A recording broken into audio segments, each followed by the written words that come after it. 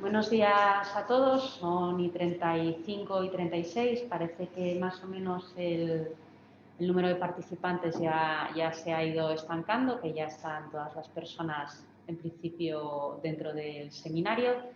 Agradeceros a todos el interés mostrado en la sesión de hoy y, bueno, por parte de FADE el agradecimiento a CECAP y a Fundae en las personas de Pablo y de Marisa por organizar conjuntamente con nosotros la jornada. Para no detenernos mucho tiempo, que todos tenemos siempre mucho que hacer, doy la palabra a Pablo para dar comienzo a la sesión. Muchas gracias a todos.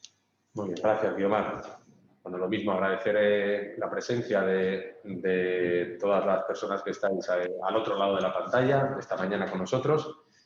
Agradecer su presencia aquí de Marisa Cosmen, conocida yo creo que por todos, muy relacionada con esta tierra y responsable del servicio al cliente en la Fundación Estatal para la Formación en el Empleo. Agradecerle que haya aceptado la invitación de la Federación Asturiana de Empresarios en colaboración con CECAP Asturias. Y sin más, darte paso, Marisa, para que nos verses un poco todas las medidas extraordinarias en materia de formación programada que habéis ido implementando en las últimas fechas. Buenos días, gracias a todos y por supuesto a vuestra invitación y a contar conmigo siempre para todas todo lo que organizáis, ¿no? Y para que os podamos contar todas las novedades. Bueno, desde un Madrid helado, que como ya sabéis, y en un modo un poco complicado para las vidas de los madrileños, os vamos a contar las novedades de la aplicación que están directamente relacionadas con las novedades que se han publicado a través lo sabéis, la última resolución del Servicio Público de Empleo Estatal. Realmente no son muchas, entonces creo que lo que más nos va a enriquecer va a ser contestar a las preguntas de todos los participantes, ¿vale?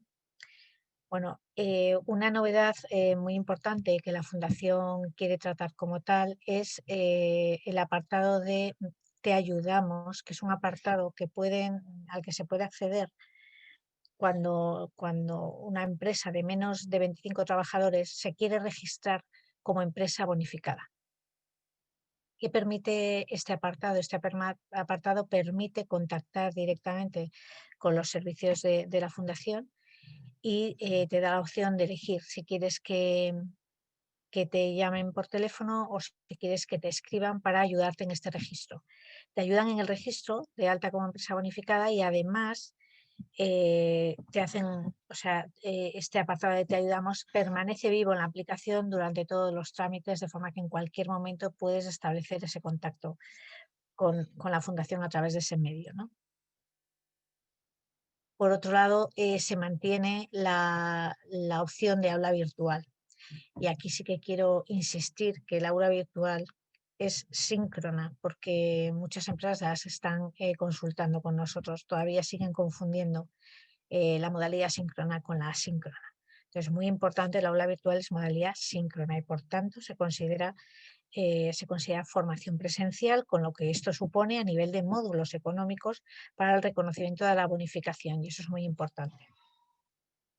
Se mantiene también, y creo que creemos todos que también es algo que agiliza muchísimo los trámites, que la comunicación del inicio del grupo se puede hacer con 2 días antes del comienzo.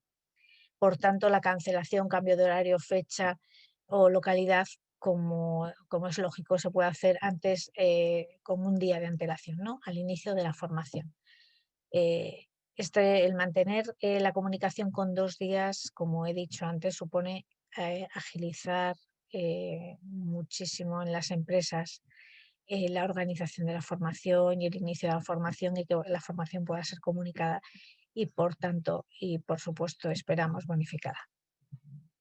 Otra novedad realmente significativa y que creo que a las empresas a las empresas pequeñitas les va a ayudar mucho, es que cuando una entidad organizadora dé de alta a alguna empresa participante, le va a llegar al email de contacto de esa empresa participante una información de que ha sido dada de alta en la aplicación telemática. Ya sabéis que muchas veces las empresas, sobre todo la pyme, no era consciente de que se había comunicado una formación en la aplicación de la fundación hasta que le llegaba la carta de comprobación de resultados, es decir, 2 años o 2 años después, probablemente, una media de 2 años, y con una reclamación de cantidad que tenía que devolver. Entonces, esto realmente ha hecho mucho daño y ha perjudicado mucho a las empresas, a la pyme, ¿no? Muchas de ellas, después de esas experiencias, no han querido volver a entrar en el sistema y esto realmente pues no es bueno, ¿no? Para nosotros ni para ellos. Consecuentemente, esta novedad permite que las empresas participantes puedan tener información de las entidades organizadoras que las están agrupando. Por esto es muy, muy importante que los datos del email de las empresas participantes sean correctos, porque además ya sabéis que la administración ya está actuando de manera telemática, nosotros también. Estamos notificando electrónicamente, con lo cual las notificaciones que les llegan a las empresas también si hacemos requerimientos o si hacemos una comprobación de resultados o si tenemos que cambiar un dato de las compañías, se realiza de esta manera por notificación electrónica y por tanto esos datos tienen que dar seguridad jurídica también a las empresas, ¿no? Otra novedad que también creo que va a aligerar las gestiones tanto de las empresas como las nuestras es una alerta cuando los grupos se quedan en estado modificado, una alerta que aparece en la aplicación telemática. Como todos recordaréis, todos los que gestionáis los grupos modificados, si yo modifico un grupo y no lo firmo, no se quedaría en estado válido y por tanto luego tendría problemas, ¿no? Para finalizarlo. Los grupos modificados es una de las incidencias que a final de año suponían un volumen y una carga de trabajo muy importante, ¿no? También durante el año, pero claro, a final de año, pues cuando todo el mundo revisa la aplicación ya para cerrar todo, pues todavía era una carga más significativa. Y luego, en cuanto al permiso individual de formación, se ha incluido una modalidad nueva, desglosada, que es el título universitario propio para que pueda aparecer correctamente clasificado y también de esa manera tanto vuestras gestiones con los permisos individuales como las nuestras derivadas de esos títulos universitarios propios, pues también pueden realizarse de una manera más efectiva, más ágil, con requerimientos ya concretos y específicos. Y creo que también de esta forma podremos simplificar un poco la gestión de la aplicación y de la bonificación. Bueno, por mi parte, estas son las novedades que nosotros hemos seleccionado como más significativas para este año 2021. Como veis, son poquitas, no son muchas. Hay alguna cosa más en la aplicación, pero realmente son temas un poco de agilidad en las comunicaciones, no tienen mucho más complicación. Entonces, si os parece bien, empezamos con las preguntas de todos los participantes, que creo que va a ser lo más enriquecedor, por las dificultades o por las sorpresas o por alguna cosa que quizá no se hayan podido entender. Muy bien, Marisa, gracias. Yo, Mari, Pablo, cuando queráis. Perfecto, gracias. A ver, en estos días se os ha ido pidiendo que nos hicierais llegar pues aquellas dudas que ya os fueran surgiendo con la simple lectura de la resolución de 18 de diciembre. Voy a proceder un poco a formular la mayoría, porque algunas sí es cierto que se repiten, y así os damos tiempo, si os parece, para que trasladéis también en directo alguna cuestión que podáis tener la oportunidad de trasladar a nuestra ponente, a Marisa, y Guiomar a continuación pues les dará paso. ¿De acuerdo? Empezamos, Marisa. Nos preguntan por aquí. Cuando se hacen cursos online, los participantes tenían que justificar el tiempo de conexión, es decir, estar conectados a la plataforma tanto como la duración del curso o al menos el 75% de la duración del mismo. Me comentaron que los certificados de profesionalidad ha desaparecido esta obligación, que pueden descargar, se pueden descargar el material y estudiarlo sin falta de estar conectados. Pero no sé si la información bonificada ha habido algún cambio al respecto.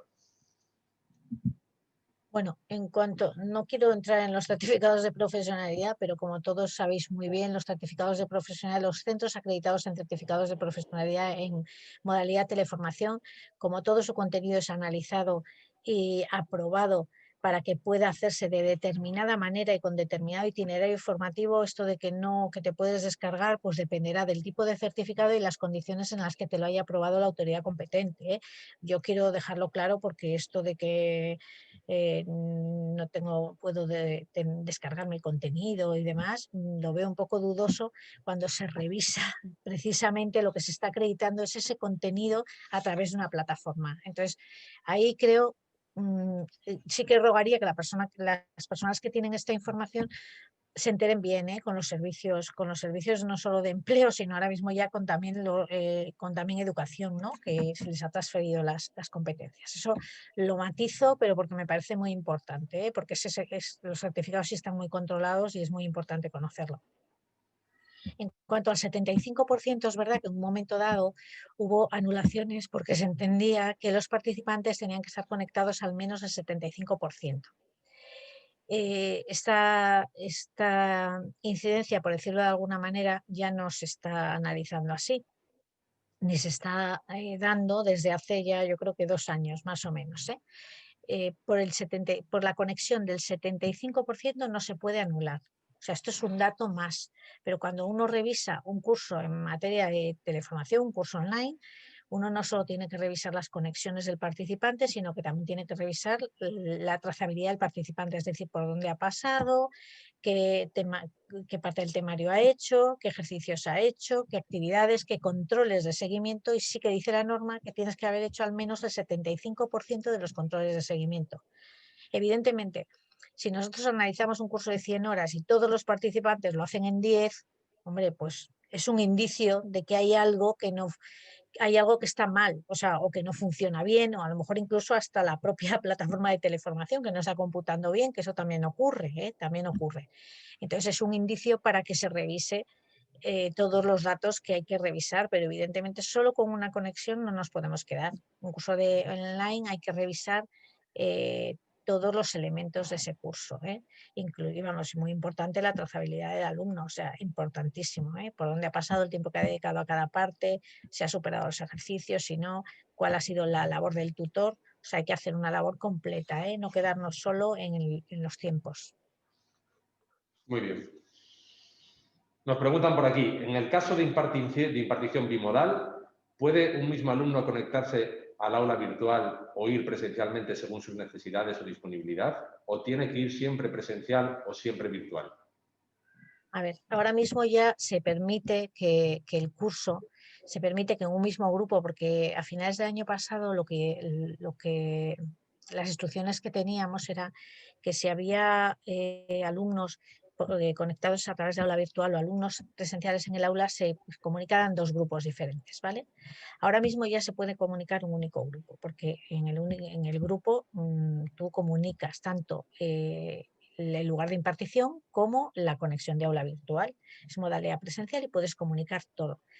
Es muy importante que en el apartado de observaciones hagamos las aclaraciones que estimemos oportunas. Es decir, si nosotros entendemos, imaginaros que en una empresa hay un día de teletrabajo, que todo el mundo trabaja un día en su casa, pues evidentemente tendremos que decir que ese día que trabajan en su casa, si hay curso, se conectarán a través de la aula virtual, como es lógico. Luego eso se podrá comprobar, evidentemente, de la manera que los servicios de auditoría del Estado consideren, ¿no?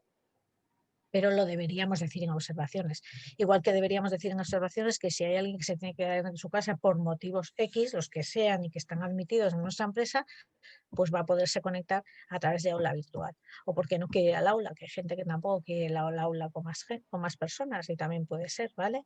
Pero todas las aclaraciones que tengamos que dar de las personas que pueden o no conectarse o las instrucciones que hemos dado en el grupo deben quedar claras en el apartado de observaciones para que ninguna actuación de seguimiento no disponga de toda la información necesaria para luego calcular tiempos de conexión, de presencia, etcétera. Yo creo que esto es una de las grandes aportaciones de esta resolución, Marisa, el hecho de reconocer la impartición, la bimodalidad, ¿no? Como una medida de flexibilidad más, creo que es de lo más interesante que habéis incorporado en esta resolución. Bueno, continúo. Esto es una duda muy concreta, muy particular. Obvio los datos y te la formulo de la siguiente manera.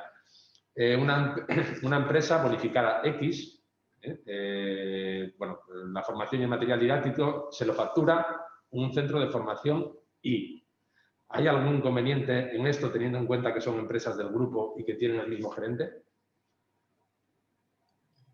Bueno, esto es una pregunta que yo creo que es una pregunta un poco trampa, pero vamos, que habría que verlo de manera individual, pero bueno, si lo he entendido bien, entiendo que una de las empresas tiene a los formadores y hay otra empresa del grupo que es la que fabrica el material y la que vende el material. Si he entendido correctamente la pregunta y si no, Pablo, me lo aclaras. Yo creo que esto es como todo, ¿no? O sea, entiendo que el material didáctico yo lo puedo comprar donde quiera.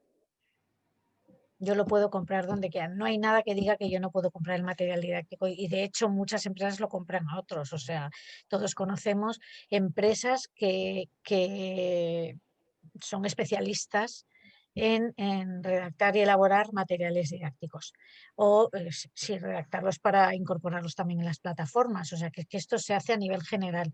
Que la política en los grupos de empresa sea que uno se dedique al apartado puramente personal de los formadores y otra al material didáctico, yo creo que ahora mismo no hay ninguna limitación en esto. O sea, hablamos de la subcontratación y cuando hablamos de la subcontratación hablamos sobre todo de los formadores, no estamos hablando del material didáctico. Otra cosa es que tengamos que analizar los cursos y digamos que resulta que en este curso todo lo hacen otros, no lo hace el centro de formación y ahí entraríamos en otros temas. Pero que una parte, como es el material, yo lo compré a otra empresa, yo no le veo dificultad, tal cual está expuesta la pregunta. Y esto sí que quiero aclararlo, que a lo mejor hay algo más que a veces no se dice todo y tendríamos que matizar. Pero en principio, que yo tenga un grupo de empresas y tenga el centro y los formadores y que otra se dedique a la elaboración del material didáctico es algo bastante habitual, no es nada extraño por ahora. Habría que ver lo que os digo, todos los gastos en su conjunto, porque así, tal como está contada, pues en principio no plantea problemas, pero habría que ver el resto de gastos. Queda claro, Marisa. Nos preguntan por aquí acerca del compromiso de mantenimiento del empleo para poder acogerse a las medidas de flexibilidad. El compromiso de mantenimiento del empleo. Vamos a ver, ahora mismo no el mantenimiento de la plantilla media no es un requisito que se ha eliminado, en la resolución ni se menciona y si accedéis a la plataforma de bonificaciones, la declaración responsable que había que firmar obligatoriamente para finalizar los grupos en 2020 ya no está disponible. O sea que ese requisito en principio ha desaparecido. Correcto. Las medidas de flexibilización por COVID-19, como por ejemplo permitir comunicar el inicio de 2 días de antelación, ¿seguirán vigentes? Sí, lo he dicho en la presentación, sí, la comunicación de 2 días, que a mí me parece también de lo más importante, sí, se mantiene. Sí, pero probablemente ya has respondido en tu intervención a alguna de estas cuestiones. Disculpad si redundamos sobre ellas. No pasa nada que se recuerden, no pasa nada. Nos preguntan también, en el contrato que hay en su página una nueva cláusula para empresas de menos de 50 trabajadores. Empresas con esas características pueden acumular su crédito. Dice, ¿se puede eliminar esa cláusula para empresas que no cumplan con ese requisito? Claro, o sea, vamos a ver, bueno, esto es muy viejo, no es nuevo. Las empresas de menos de 50 pueden acumular su crédito desde el cambio de la norma. ¿Qué ocurre? Que el contrato en encomienda se modificó con un poco el modelo del contrato con retraso, ¿vale? Evidentemente, las empresas de más de 50 trabajadores no tienen que llevar esa cláusula porque no pueden acumularlos, que es absurdo, con lo cual ahí no procede que se incorpore. Desde luego, si una empresa de 50 le dice a la entidad organizadora expresamente que no quiere conservar el crédito o mantener lo que le sobre, también debería aparecer. Eso sí debería aparecer. O sea, podremos eliminarla cuando a las empresas no es de aplicación en la acumulación de crédito, pero si es de aplicación en sentido positivo o negativo, debería aparecer en el contrato de encomienda para que las dos partes estuvieran protegidas, ¿no?, por los trámites que se pueden realizar. Para mí solo sería excluyente y se debería excluir cuando la empresa que encomienda a la organización tiene más de 50 trabajadores. Es importante esto último. Cuando comunicamos el lugar de impartición del aula virtual en una formación in company, ¿qué hay que poner? ¿El domicilio del profesor? ¿El domicilio de la empresa? Hombre, el lugar de impartición yo diría que es donde está el profesor. Si es en aula virtual 100%, ¿dónde está el profesor? Y cualquier aclaración, yo sabéis que siempre hablo del apartado de observaciones del grupo porque para mí me parece súper importante. Tengo que hacer alguna aclaración, la hago, porque a lo mejor el profesor está en su casa, que también puede ser. Entonces, el lugar de impartición realmente sería el lugar donde estuviera este profesor si los órganos de inspección tuvieran que acudir de alguna manera al centro, ¿no?, que el centro está recogido en la figura de ese formador. Pero cualquier aclaración en el apartado de observaciones del grupo y así nadie se viene a engaños, ¿vale? Yo la última que tengo, Guiomar, con lo cual a continuación te doy paso, si te parece. Dice, la página de Fundae, cuando das de alta un curso, ahora no pide explícitamente el centro formador, tan solo pide centro de impartición y lugar de impartición. De paréntesis, que debe de ser de dónde se está impartiendo, la formación presencialmente o dónde esté el formador. La pregunta es, si el centro formador es diferente al centro de impartición, ¿lo ponemos en observaciones? Porque entiendo, perdóname Pablo si te he entendido bien, si el centro de formación es diferente al... Centro de impartición. Si el centro formador es diferente al centro de impartición, ¿lo ponemos en observaciones?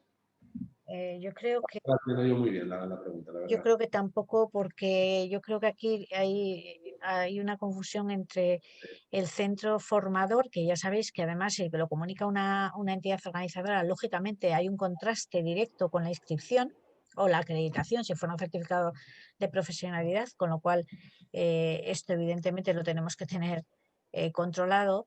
Y otra cosa es el lugar de impartición, entiendo yo, lugar de impartición. ¿Por qué?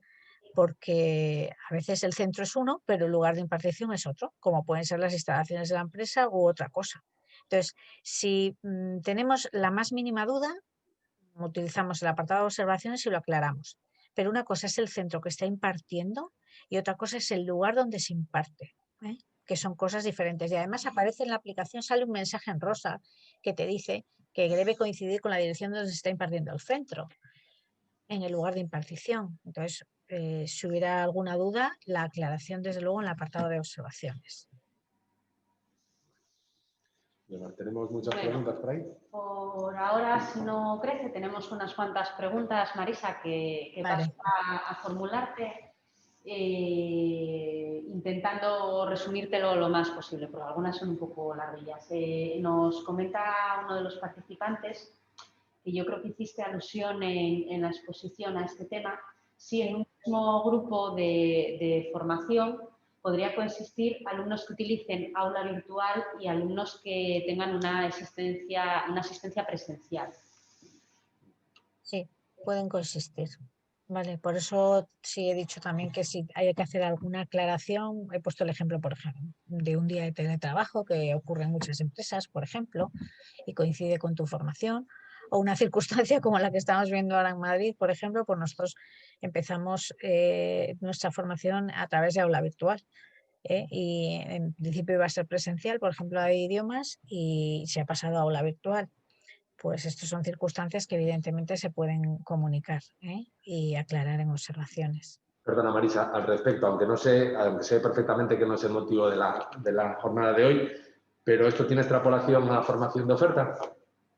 Información de oferta, yo creo que lo mismo, la resolución, yo creo que habla de, creo, si no me equivoco, porque ya me has hecho hasta dudar, pero en principio nos mantendríamos igual, ¿eh? Cualquier duda, desde luego, es que ahora mismo me has hecho dudar, tendría que verlo con la formación de oferta, pero creo que era aplicable también a la formación de oferta, ¿eh?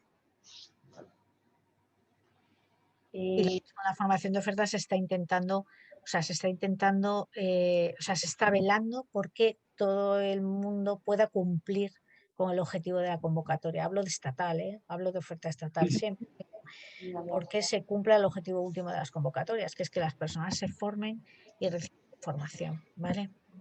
Vale. Mire, sobre una cuestión también que comentamos a lo largo de la intervención, en concreto cuando estabas contestando una de las preguntas que te formuló Pablo, nos comentan si puedes volver un poquito a comentar el tema de la conexión online, porque les surgen dudas sobre si sigue siendo recomendable o no el exigir o imponer que se conecten al menos un 75% a esa formación online.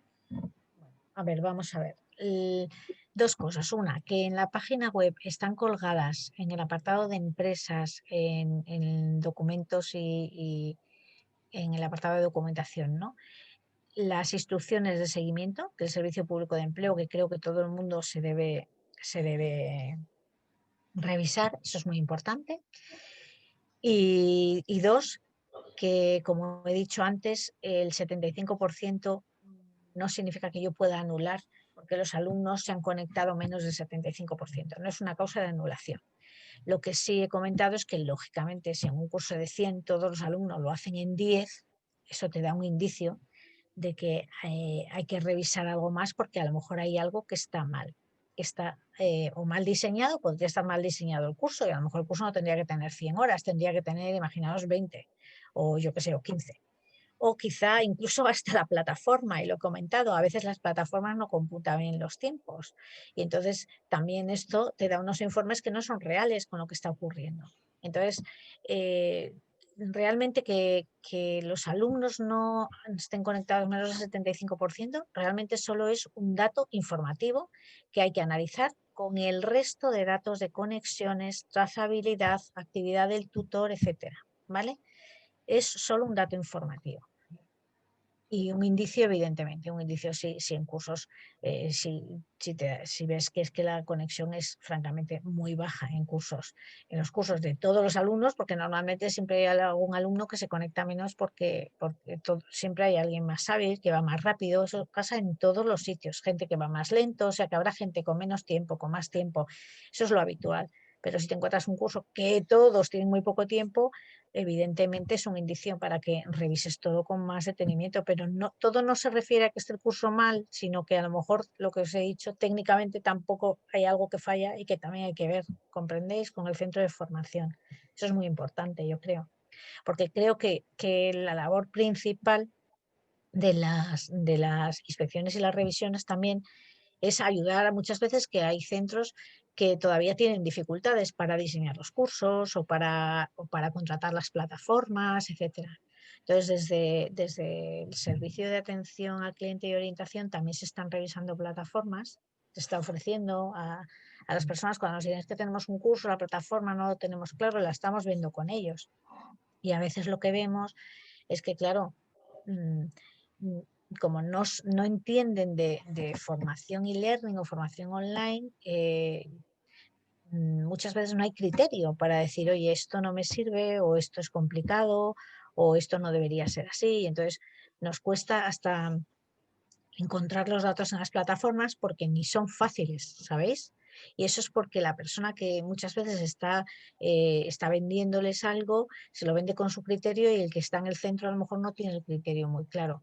Y eso a veces dificulta también las labores de seguimiento, porque las plataformas no son sencillas, no son claras, a veces el bloque de informes está separado del resto de la plataforma, de lo que es el contenido, etcétera, y entonces es un poco difícil también la revisión. Entonces, lo más importante desde nuestro punto de vista es que las plataformas faciliten de una manera sencilla los datos y el acceso al curso para que todo sea más fácil para todos, para el centro por un lado y para el que está revisando el curso por otro, porque a veces son cuestiones de dificultad, a veces sencillísimas y que se resuelven muy fácil. Y no es una cuestión que tengamos que centralizar en el tiempo, porque a veces es incluso un problema de diseño del curso, ¿eh?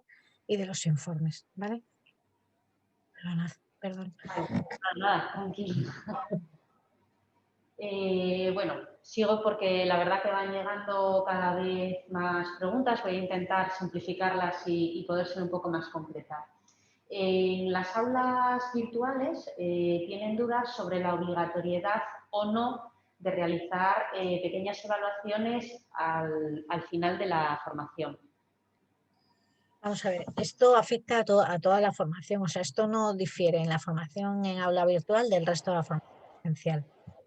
Lo que decía la norma, lo que dijo, o lo que dice, perdón, es que los alumnos podrían ser aptos o no aptos en función de si nosotros hacemos una prueba o no, ¿no? De evaluación o lo evaluamos de alguna manera, porque realmente a lo mejor no es una prueba como tal, pero sí que el formador realiza un seguimiento que le permite decir si un alumno es apto o no apto o simplemente ha asistido, que esa es la diferencia y por eso en la aplicación telemática se incorporó una petición de información para que nosotros digamos si los alumnos van a ser aptos o no y de esa manera les va a salir un tipo de certificado diferente al de mera asistencia al curso. Esto depende de la planificación didáctica que hace cada formador. Entonces, un formador puede tener claro que un alumno ha superado el curso, a lo mejor simplemente por lo que está viendo en el aula y cómo tiene diseñado el contenido. En el aula hablo de aula sea física o sea virtual, cómo tiene diseñado el contenido y cómo va manejando él las clases, sin necesidad de que haya una prueba específica en la que se valora eso. Pero esto tiene que estar directamente relacionado con la planificación didáctica que se hace y con el diseño didáctico que se hace de cada curso, ¿eh? Y no tiene, o sea, se trata igual que en el resto de la formación, no tiene que diferenciarse porque sea aula virtual, porque incluso en aula virtual nos podrían poner una prueba y podríamos tener que hacerla, ¿eh? O sea que no tendría por qué no ser así, pero se trata absolutamente igual que cualquier formación. Y muy importante que la planificación didáctica del curso incluya todos los baremos por los que yo decido si un alumno es apto o no apto. Eso es una parte importantísima de la planificación didáctica, que en los certificados de profesionalidad está Uy, se cortó clarísima, lógicamente, porque están muy regulados, pero que en el resto de la formación no le damos importancia. No le damos importancia, pero que a veces sí que la tiene, ¿eh? Incluso hay veces que cuando hacemos algún curso, imaginaos, de actualización de una aplicación que utilizamos habitualmente para nuestro trabajo. Realmente, el hecho de que yo sea apto o no apto lo voy a ver en mi puesto, que es cuando yo voy a utilizar esa aplicación y voy a ver si soy capaz, he asimilado lo que tengo que hacer o no. Eso pasa muchas veces y lo damos por hecho, pero debería figurar en el diseño de los cursos. Es lo lógico, ¿vale? Pero tratemos todos igual porque es que no hay diferencia, ¿eh? Porque sea aula virtual, ¿vale? Vale. Otra de las participantes en el seminario, bueno, pues haciendo un poco recopilatorio de la información o documentación, mejor dicho, necesaria para la gestión de bonificada, nos comenta que debe rellenar el contrato de encomienda de la organización de formación, la información al o a la representación legal de los trabajadores y su duda es si desaparece la declaración responsable. La declaración responsable, ¿cuál de ellas? No nos aclara. Yo entiendo que es la declaración responsable de poder realizar esa formación, pero no especifica más. Vale. Que, Como hay dos, o sea, vale. Hay la declaración responsable de plantilla que desaparece y luego tenemos la declaración responsable relativa a que si la herramienta que utilizamos en aula virtual no permite obtener registros. Esto nos está dando bastantes quebraderos de cabeza, ¿no? ¿Por qué? Porque generalmente, o sea, lo habitual es que haya registros, por eso son aplicaciones que van a través de Internet. Y lo Ujú. habitual es que haya registros. Lo extraño es que no los haya. Si no los hubiera bueno, puede haber un problema técnico, puede haber otras cosas, se pueden dar, tendríamos que obtener la declaración responsable de los alumnos para justificar su asistencia al curso. Pero lo habitual es que haya registros de conexiones. Y si no, si nosotros muchas veces no somos capaces de acceder a ellos o no, bueno, no nos lo han enseñado cómo acceder, lo lógico es que hablemos con el proveedor de manera que nos permita identificar correctamente qué informes tenemos y dónde y cómo los podemos obtener, ¿vale? Pero lo habitual es que exista la declaración responsable del alumno en casos realmente un poco extraños, que no hay registro, ¿vale? Ujú. Perfecto. Luego nos preguntan también, entiendo que es una entidad de encomienda de formación, si es necesario un consentimiento explícito de la empresa para marcar la casilla de acumulación de crédito. Vamos a ver, si yo soy una entidad organizadora, lógicamente, que lo he comentado también antes con la pregunta de Pablo, Vale. y en el contrato hay una cláusula que habla expresamente de la acumulación del crédito, lo lógico es que yo esa cláusula la mantenga y esa cláusula la deje en el contrato y la empresa firme sí o no, porque es que imagínate que no metes la cláusula, luego no has acumulado el crédito y te dicen que realmente has hecho la gestión incorrectamente, ¿vale? Porque aquí ahí ni aparece ni se la espera. Entonces, yo creo realmente que en empresas de menos de 50 trabajadores es fundamental mantener la cláusula y que la empresa se manifieste. Lo lógico que todo el mundo diga que sí. ¿Y qué decimos desde los servicios de atención? Marque usted la casilla de acumulación siempre. Es que aunque te queden 2 euros, o sea, lógicamente, ¿no? Yo creo que es algo que las empresas cotizan con anterioridad y que deben recuperar y me parece muy lógico. Pero realmente en el modelo se ha incorporado precisamente para que las dos partes tengan seguridad de lo que han contratado y quede por escrito, ¿vale? Vale. Nos comenta otro participante la duda sobre, lógicamente ahora hay un preaviso de 2 días que comentamos Sí. en tu intervención, pero su duda es si la comunicación a la RLT, a la relación de trabajadores, sigue siendo de 15 días. Sí, eso no se ha modificado. Eso no se ha modificado, se mantiene igual, ¿eh? Eso se mantiene igual. La relación con la RLT se mantiene igual. El punto de la RLT que sabéis es que aunque sea desfavorable, la empresa se puede bonificar. Otra cosa es que provisionemos si vemos que la cosa está muy, muy negra, pero que en principio se puede provisionar. Eso sí, perdón, se puede bonificar. Eso es muy importante, ¿eh? Eso fue un cambio de la ley que yo creo que es muy significativo. Luego te comento sobre aula virtual. La verdad que tenemos bastantes preguntas que voy a intentar agrupártelas de la manera más sencilla, ¿no?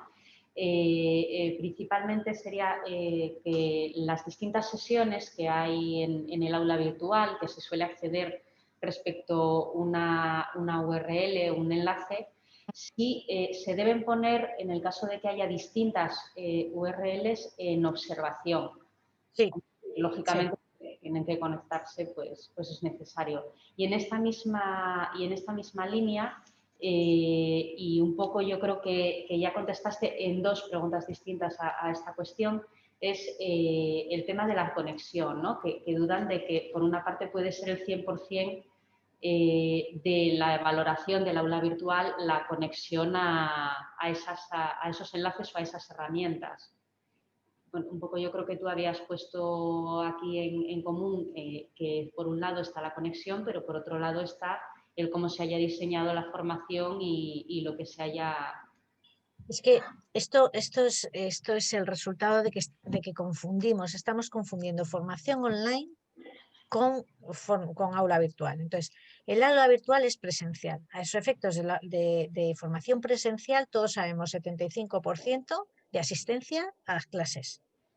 Yo asisto igual esté conectada así como estoy con vosotros que si estoy en un aula. Es lo mismo. Con lo cual, aula virtual como tal, evidentemente, si es formación presencial, estamos hablando de asistir un 75% de las horas a clase. Y otra cosa es la formación online y su trazabilidad, su paso por los distintos pasos, o sea, por los distintos temas, por los distintos módulos, las distintas actividades, los distintos controles. Son dos cosas diferentes. Entonces, ¿cómo se mezclan? Tenemos este cacao, que es del que he hablado antes y creo que a lo mejor no he sido yo del todo clara. O sea, una cosa es el aula virtual pura y dura como formación presencial y hay formación presencial 75% de asistencia a clases, no hay más, aula virtual. Y otra cosa es la formación online o en modalidad teleformación, que estamos hablando de formación asíncrona, con las conexiones que tampoco, insisto, porque no sean al 75%, que es donde he insistido mucho, no tiene que ser una cosa de anulación, y la trazabilidad de los alumnos, los controles de aprendizaje, y sí que es una causa que marca la norma, al menos tienes que haber hecho el 75% de los controles de aprendizaje, ¿vale? Pero son dos modalidades diferentes y se tratan, por tanto, de forma distinta. Y eso es muy, muy, muy importante que se tenga claro, porque es que todo el rato, y lo he dicho en mi intervención, se mezcla la formación a través de una plataforma de teleformación que decimos nosotros, e-learning, como queráis llamarlo, asíncrona, se están mezclando esos criterios con la formación síncrona de aula virtual. Y son formaciones distintas, consideradas como modalidades diferentes, ¿vale? Entonces eso sí que hay que separarlo. Perfecto. Bueno, aquí hay una pregunta bastante explícita, es de una entidad o de una empresa que, bueno, pues debido a toda esta situación del COVID ha tenido que modificar horarios y días de formación debido pues, a las restricciones de toques de queda y de medidas específicas de cada comunidad autónoma, ¿no? Entonces, el aplicativo no le permite modificar la fecha de finalización de la formación y, por ende, aunque lo han puesto en observaciones, los diplomas no salen realmente con la fecha de finalización que deberían salir. Y nos pregunta si hay alguna opción de poder modificar o actualizar estos diplomas. A ver, vamos a ver. Eso ahora mismo ya no es posible, claro. ¿Por qué no es posible? Porque, vamos, no es posible. Es posible por los días que nos quedan de enero, pero realmente aquí hay dos temas. Uno, que yo he tenido que comunicar la suspensión de la formación con una incidencia que se llamaba suspensión de la formación y otra incidencia que se llamaba reanudación. Cuando comunicaba la incidencia de reanudación de la formación, ahí ya se abría el calendario y me permitía modificar. ¿Qué ha ocurrido? Que muchas empresas, hay empresas que no han comunicado la reanudación como tal, hay otras que no lo han hecho en plazo, que el plazo era de 2 meses desde la publicación de la resolución, acababa en agosto y algunas no lo hicieron. Entonces también ahí hemos tenido nuestros más y nuestros menos. Y el hecho de que yo tengo que cambiar el calendario si yo ya se me han pasado los plazos o no he reanudado, si yo cambio el calendario se me incidenta porque se entiende que el calendario está comunicado fuera de plazo. Entonces, ese es el problema que están teniendo ahora mismo algunas empresas. El apartado de observaciones me da la información, pero realmente no me está cambiando los datos de comunicación del grupo. ¿Entendéis? Me cambiaría los datos de comunicación del grupo si desde gestión se modificaran, que no se hace, o si yo desde el apartado de reanudación, si lo hubiera hecho en el plazo o me lo hubieran abierto de alguna manera, porque hubiera comunicado una incidencia que me hubiera impedido hacer esa comunicación en plazo, que ayer, por ejemplo, tuve un caso de una empresa, la organizadora dice que es que la empresa en el plazo que se abrió no podían, porque era un centro hospitalario y no podían, o sea, reanudar la formación era imposible. Les abrieron en septiembre y han tenido que volver a parar, ¿no? Pues lógicamente no pudieron reanudar, tú ahí tienes que comunicar una incidencia. O sea, porque una reanudación no la vas a tener. Tendrás que comunicar una incidencia de otro modo para que se puedan hacer los cambios o los cambios del calendario y lógicamente o sea, como se quedaría en estado incidentado, tendrías que decir, la incidencia me ha pasado esto. Y hay una incidencia además, creo, si no recuerdo mal, de fecha inicio-fin del grupo. Con lo cual, en la fecha inicio-fin del grupo, en la incidencia, yo podría contar lo que me ha pasado para que de alguna manera se pudiera cambiar. Entonces, momento en el que nos encontramos o incidencia de fecha inicio-fin del grupo, pero desde luego revisando cómo se han hecho las comunicaciones anteriores, que eso es un caso, entiendo, particular. Y eso sí que lo tendríamos que ver. Yo no tengo inconveniente en que me manden el correo y lo revisamos con gestión. No tengo ningún inconveniente en que lo manden a mi correo. Pero hay que revisar el grupo y ver realmente qué pasos se han dado en las comunicaciones de las suspensiones y las reanudaciones. Eso es lo más importante ahora mismo. Porque si no, en el momento que no has cambiado las fechas, si no cambias los datos del grupo, lógicamente la aplicación tira de lo que hay comunicado y no te va a cambiar las fechas. Pero es que tampoco te va a cambiar entonces el cálculo de la bonificación. Exacto. Te abrieron hasta 31 del 12 porque se abrió así y tú luego modificabas. Si no has tocado fechas, te va a seguir ocurriendo. Entonces, a mí me gustaría ver qué comunicaciones han hecho, ¿vale? Para poder hablarlo con gestión y ver si hay alguna solución. Sería lo mejor, ¿eh? Hay una consultora, una empresa de consultoría que tenía dudas sobre la bonificación de formación online, ¿vale? De sesiones online.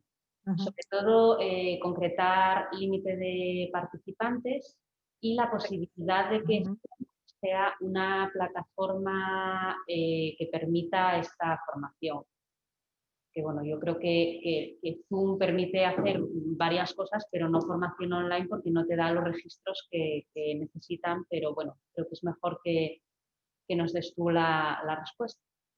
A ver, hablamos de formación online en el sentido de formación síncrona aula virtual, ¿no? Eso que sí. Yo creo que sí, pero no estoy 100% segura. Yo creo que sí. Veis que estas son preguntas que evidentemente nos lían, porque claro, la modalidad que aparece y que me recuerda a una persona del equipo y que creo que lo he comentado, pero igual no lo he dicho y es una aclaración que me gusta que me lo digan. La modalidad es o presencial o teleformación, no nos liemos más, no nos liemos. Aula virtual, presencial. Y es formación síncrona, como estamos haciendo ahora mismo. Es esto. En ese caso. Teleformación asíncrona. Modalidad presencial, en la que se encuentra el aula virtual. 30 alumnos por aula. 30 alumnos, nada más. Límite. Asíncrona, una plataforma de teleformación, ¿vale? Que no tiene que estar el tutor ahí al mismo tiempo ni nada. 80 alumnos por tutor. En el mismo tramo horario. 80 alumnos por tutor, ese es el límite. Entonces, creo, no sé si doy respuesta ya con esto, pero no voy a entrar en más. Zoom, que estaba mirando aquí, ahora que estoy conectada con vosotros, que se pueden grabar las sesiones, ¿vale? En Zoom, no me acuerdo si en Zoom, no lo recuerdo ahora mismo porque no lo usamos habitualmente, te da informes de las conexiones, por ejemplo, Webex sí lo hace, te da los informes de las conexiones. En Teams también hay informes, incluso si tú analizaras el perfil de cada participante, también te permite ver el tiempo que han estado conectados en cada sesión. O sea que, bueno, realmente información hay. Lo que pasa que es verdad que nos hemos encontrado con esto, todos hemos empezado, hemos aprendido del momento en el que estamos viviendo, en muchos casos sin formación. Entonces no hemos podido, lógicamente, ser más pulcros en todo esto, pero sí que datos existen.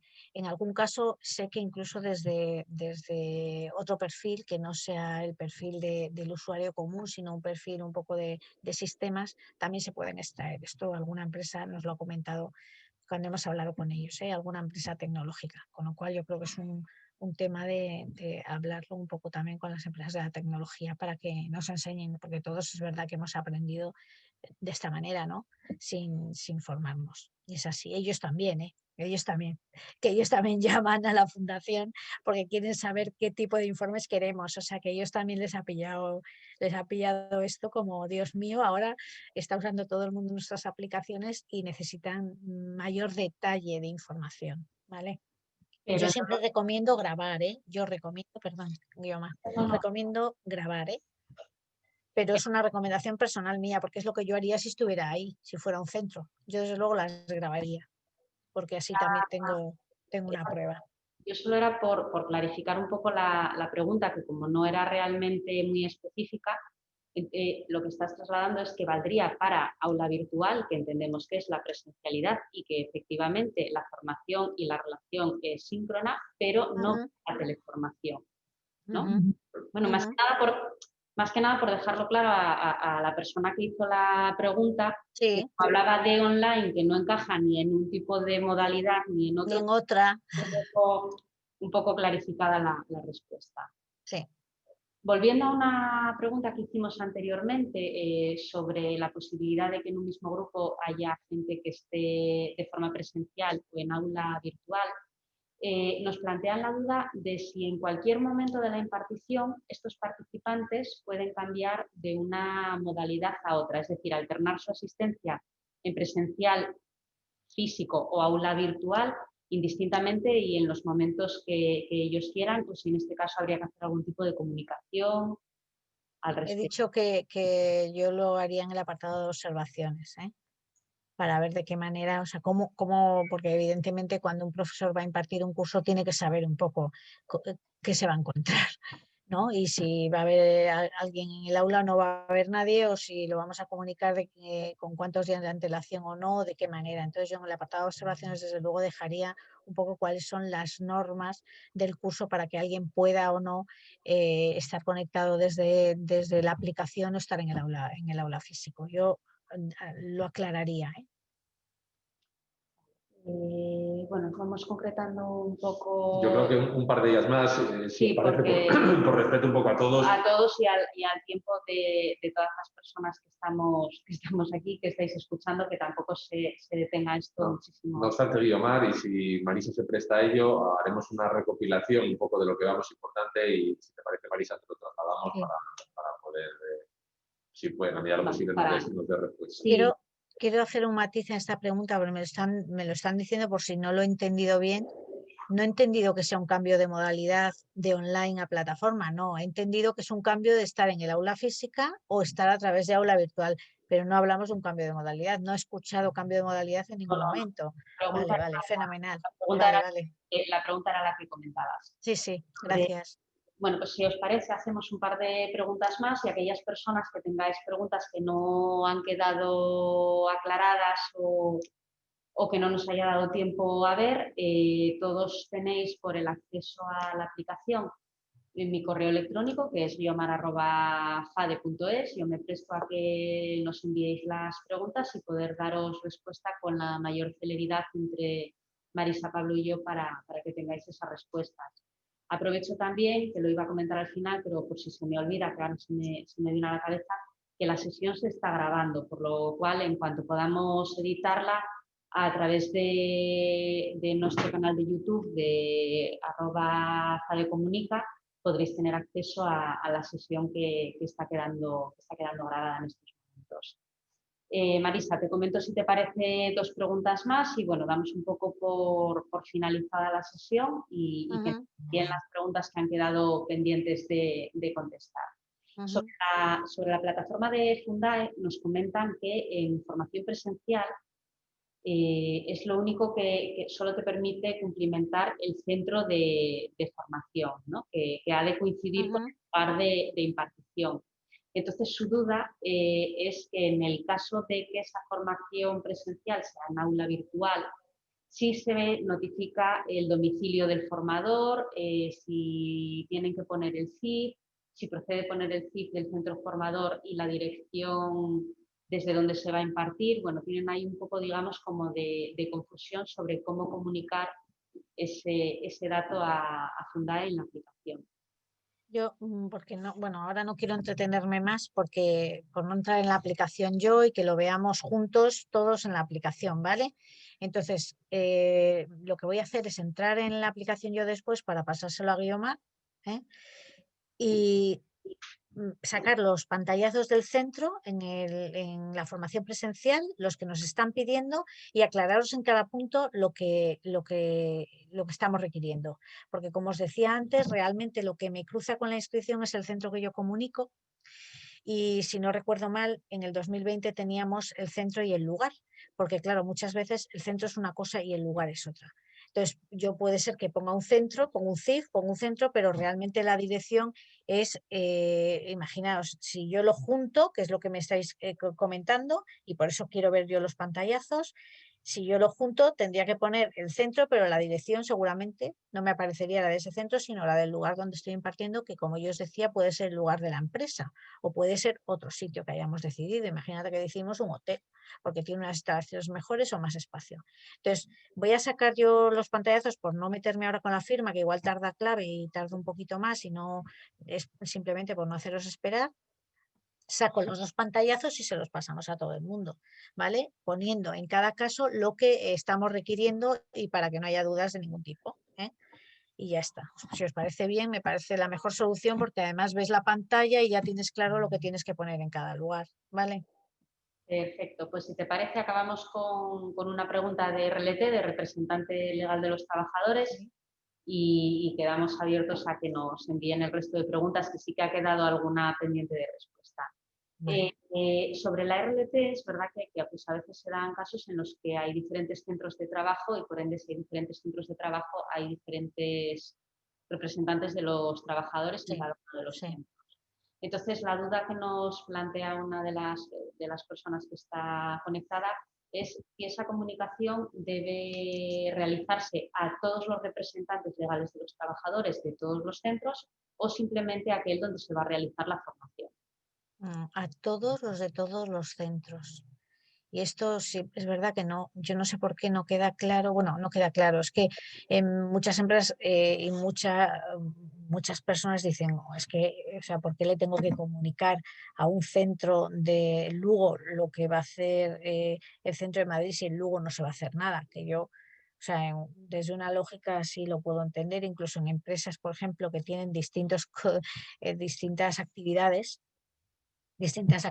pero están bajo el mismo CIF, pues claro, ¿qué le importa al que hace jardinería lo que va a hacer el de limpieza o lo que va a hacer el de hostelería? Si yo esto lo entiendo, pero tal cual está redactada la norma ahora mismo, tenemos que comunicar todo a todos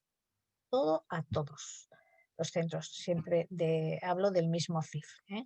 Siempre dentro del ámbito del mismo CIF. Tenemos que comunicar la información a todos los representantes legales de todos los trabajadores de todos los centros. Hagan formación o no la hagan, les afecte esa que se va a hacer o no. Esto yo creo que tiene que ver también estas dudas con la forma en que comunicamos. O sea, si las empresas hacen una comunicación de lo que prevén hacer, imaginaos, en un trimestre o en 6 meses o en un año, que podría ser el caso, y de hecho hay empresas que lo hacen así, más o menos, mal que bien, siempre encontramos gente o sea, actividad de formación en casi todos los centros, ¿no? Entonces lo vamos salvando. Pero cuando nosotros estamos comunicando acción por acción, grupo por grupo, que eso también lo hacen muchas empresas, ahí claro ya dices, madre mía, o sea, una comunicación de una acción formativa la tengo que comunicar a todos los centros y esto se repite por todas las acciones formativas, fíjate el trabajazo y además cuando puede ser que no les afecte para nada. Pero tiene más que ver, yo creo, con la cantidad de trabajo que se genera en la forma de comunicar a la RLT para mí, ¿eh? Y esto es una apreciación que yo hago desde el conocimiento que tengo de las cosas que llegan, ¿eh? Más que con el que les afecte o no les afecte. Realmente, como RLT tenemos a todas y tenemos que comunicárselo a todas tal cual está diseñada la norma y el procedimiento. Pero también la forma en que nosotros comunicamos a veces nos dificulta dar la información. Entonces, nosotros sí que desde los servicios de atención intentamos que todo lo que se pueda hacer de manera más global se haga de manera más global para evitar efectivamente que se multiplique el trabajo por N, ¿no? Porque a veces todas estas preguntas tienen que ver con eso, con cómo estoy comunicando yo a la RDT, de qué manera, si globalmente o de forma individual cada acción formativa, ¿vale? Perfecto. Pero claro, si yo comunico a un centro y a otro no, imaginaos que puede haber centros que no reciban nada de formación, puntualización que me hacen y digo, está bien. Si uno no recibe nada, pues evidentemente frente a otros que reciben mucho, pues no estamos equilibrando la formación que estamos impartiendo a los trabajadores, y eso es parte de la labor que tienen que hacer, lógicamente, los representantes, ¿vale? Perfecto. Bueno, pues yo creo que, Pablo, podemos dar por finalizada la sesión. Yo, si me permites, Marisa, no te iba a Sí. hacer esta pregunta, pero si no, me mata. ¿Alguna novedad que nos puedas trasladar en torno a las convocatorias de oferta que puedan estar de alguna manera trabajándose desde el Servicio Público de Empleo y tal? Los servicios de atención no tenemos ahora mismo ninguna información para facilitaros de eso. No disponemos de ella, o sea que no podemos facilitarosla. Pues nada más. Muchísimas gracias, Marisa, como A siempre. vosotros. Gracias a todos los que nos habéis estado siguiendo durante esta hora de jornada. Nos hemos mantenido por encima de 150 participantes en todo momento, con lo cual ratifica el éxito de todas estas jornadas que generan, evidentemente, y despiertan interés dentro de las empresas, con lo cual seguiremos discurriendo para poder ofreceros otros contenidos que sean de vuestro interés. Muchas gracias, Marisa. A vosotros. Y nada, buen día a todos. Espero que la jornada haya resultado de provecho. Gracias. Muchas gracias. Guiomar, pásame las preguntas si quieres, y por escrito se las podéis hacer llegar también a los participantes. Según ¿De me vaya acuerdo? llamando, te las facilito, Marisa. Muchas gracias a todos. Gracias, buen día. Adiós, cuidaos mucho. Igual, Marisa.